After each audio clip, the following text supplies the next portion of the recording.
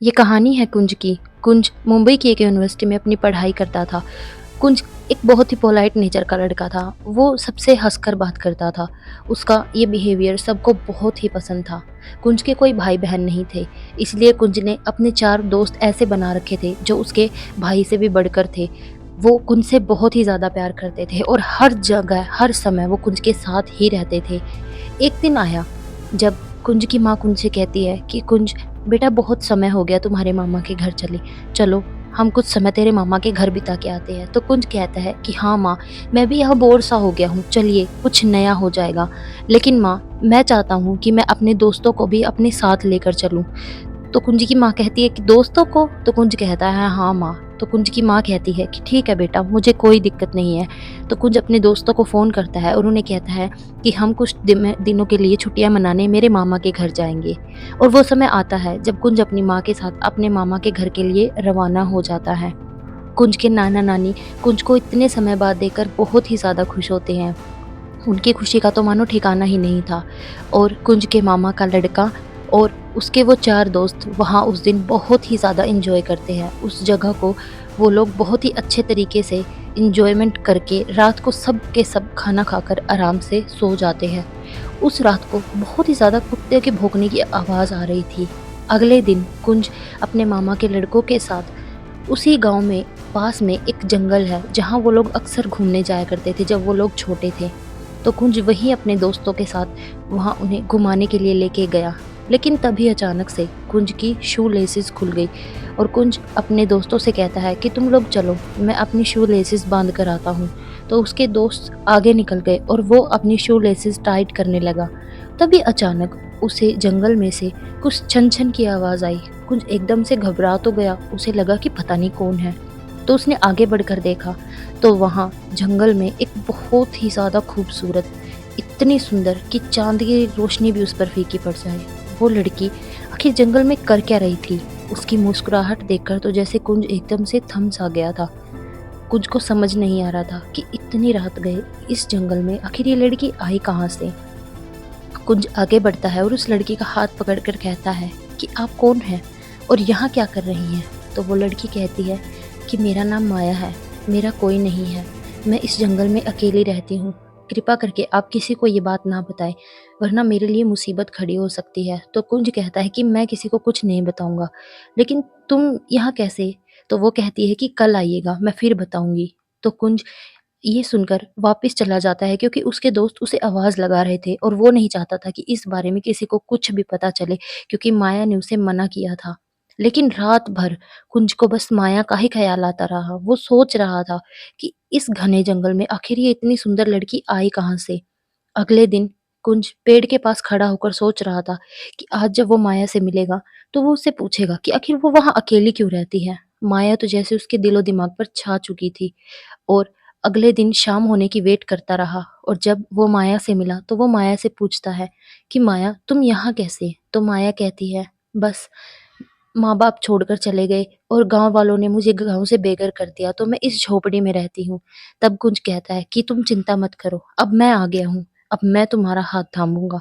तो माया ये सुनकर बहुत ही ज़्यादा खुश होती है और वो कुंज को गले लगा लेती है। वो कुंज को कहती है, क्या तुम मुझसे शादी करना चाहते हो? तो कुंज कहता है कि हाँ, मैं तुमसे शादी करना चाहता हूँ। तो माया कहती है कि ठीक है, लेकिन तुम्हें शादी मुझे आज रात से पहले ही करनी पड़ेगी। ये बात सुनकर तो जैसे कुंज की खुशी का ठिकाना ही नहीं रहा। कुंज कहता है कि ठीक है, मैं आज रात 12 बजे से पहले तुम्हारे पास दूल्हा बनकर आ जाऊँगा, और ये कहकर कुंज वहाँ से चला जाता है। जब कुंज जा रहा था, तो वो देखता है कि गाँव की कुछ औरतें अमावस्या के बारे में कुछ बात कर रही थी और उस डायन के बारे में भी, जो रात को 12 बजे से पहले आज आएगी। लेकिन कुंज इन सारी चीज़ों को छोड़कर घर से निकल जाता है और वो बहुत ही ज़्यादा खुश होता है ये देखने के लिए कि माया आखिर दुल्हन की ड्रेस में कैसी लग रही होगी। वो जंगल में जाता है और देखता है कि माया रेड कलर की ड्रेस पहनकर पीछे मुँह करके खड़ी हुई है। वो ये देखकर बहुत ही ज़्यादा खुश होता है कि जैसे उसे उसका सपना पूरा हो गया हो। लेकिन तभी उसकी नज़र पड़ती है वहाँ, जहाँ हवन नहीं, कुछ अजीब-सी सामग्रियाँ रखी हुई थी। कुंज को कुछ समझ में नहीं आ रहा था और वहाँ एक औरत बैठकर कुछ मंत्र जाप कर रही थी। कुंज माया से पूछता है, माया ये सब क्या है और कौन है ये औरत? तो माया उससे कहती है, कितने बेवकूफ़ हो ना तुम, एक खूबसूरत लड़की आधी रात को जंगल में कैसे आ सकती हैं? मैंने तुम्हें जो कहा तुम मानते चले गए। भला ऐसा भी कभी होता है? तुम एक ऐसे जाल में फँस चुके हो जिससे अब तुम कभी नहीं निकल सकते। अब निकलेगी तुम्हारी रूह। और ये कहते ही माया तो जैसे अपना रूप ही बदल लेती है। वो उस सुंदर स्त्री से एक सफ़ेद आँखों वाली डायन में तब्दील हो जाती है और वो उसे अपना असली रूप दिखाती है कि देखो, ये है मेरा असली रूप। और अब मैं ये जो सुंदर नारी बनने का ढोंग करती हूँ, ये सब यही है मेरी सच्चाई। मैं अमावस्या की रात को आने वाली वो डायन हूँ, जो मासूम लोगों की जान लेकर अपनी प्यास बुझाती हूँ और उससे मेरी जो ताकतें हैं वो और ज़्यादा बढ़ जाती हैं, क्योंकि मेरी रूहानी ताकतों को बढ़ाने का सबसे अच्छा समय होता है अमावस्या का। अमावस्या से 2 दिन पहले मुझे अपना शिकार करना होता है।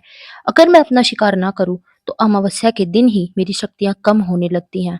अब गाँव वालों को भी चिंता हो गई थी। वो सब लोग कुंज को ढूँढने गए, क्योंकि उन्हें पता था कि कुंज तो यहाँ नया है, उसे अमावस्या वाली डायन के बारे में कुछ भी नहीं पता।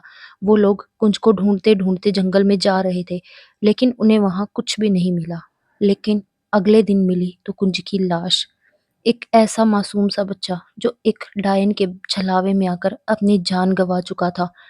उस दिन वो 2 औरतें जो बातें कर रही थी, लेकिन कुंज को ये बातें समझ में नहीं आई कि वो अमावस्या वाली डायन कितनी खतरनाक हो सकती है। हर अमावस्या से 2 दिन पहले वो डायन ऐसा ही करती है। न जाने कितनी ही लोगों की जान उसने ले ली। वो एक सुंदर स्त्री का रूप लेकर कुंज जैसे न जाने कितने ही लड़कों को उसने अपने माया जाल में फँसाकर उन बेचारे मासूम लोगों की जान ली है।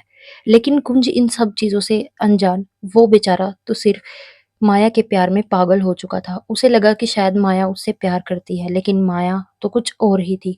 और वो औरत जो वहाँ बैठी हुई थी, वो माया की माँ थी। जब कुंज की लाश मिली तो उसकी माँ ये सदमा बर्दाश्त ही नहीं कर पाई।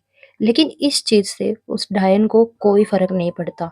वो आज भी यूँ ही इंतज़ार करती है अमावस्या से 2 दिन पहले का कि कोई उसका शिकार बने और वो अपनी रूहानी ताकतों को और मज़बूत बनाए। कहानी अच्छी लगी हो तो सब्सक्राइब ज़रूर की